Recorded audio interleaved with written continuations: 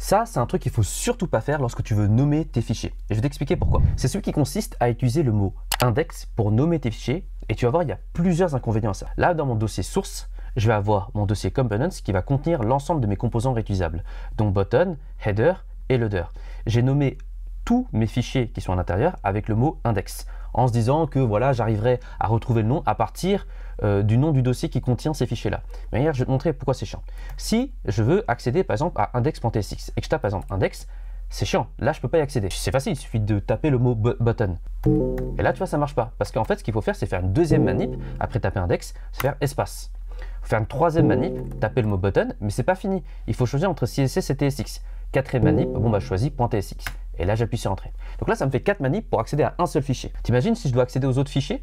Ah, ça va être super relou. Premier inconvénient. Le deuxième inconvénient, c'est celui qui consiste à devoir me balader avec simplement des mots index. Lorsque je travaille avec plusieurs fichiers de composants qui sont ouverts, ils vont tous être nommés index au niveau des onglets. Pour m'y retrouver, c'est super compliqué, tu vois. Donc ça, c'est le deuxième inconvénient de travailler avec le mot index.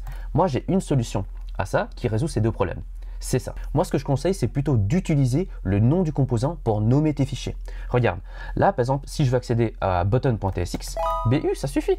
Alors que si tu fais IN, tu vois, index, tu vois, là, le seul fichier d'entrée, c'est celui du projet. L'autre avantage aussi d'utiliser le vrai nom du composant pour nommer le fichier, c'est que si tu en ouvres plusieurs, la header.tsx et la loader.tsx, et bien pour s'y retrouver, lorsque tu travailles avec plusieurs fichiers, c'est beaucoup plus pratique comme ça. Et comme ça, tu vas beaucoup plus vite. Donc, un conseil, lorsque tu vas en entreprise, si tu vois des index, bah, tu vas voir, ça va être vraiment compliqué. Tu vas avoir plusieurs fichiers index pour t'y retrouver, surtout pour quelqu'un qui est nouvellement onboardé dans le projet, qui rejoint nouvellement une équipe. Ça va être très compliqué de dire index comme ça.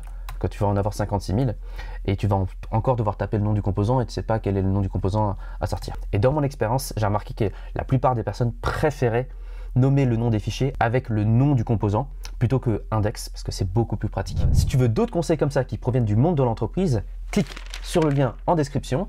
Je donne des conseils comme ça uniquement dans ma newsletter et ça sera avec plaisir que je te les partagerai.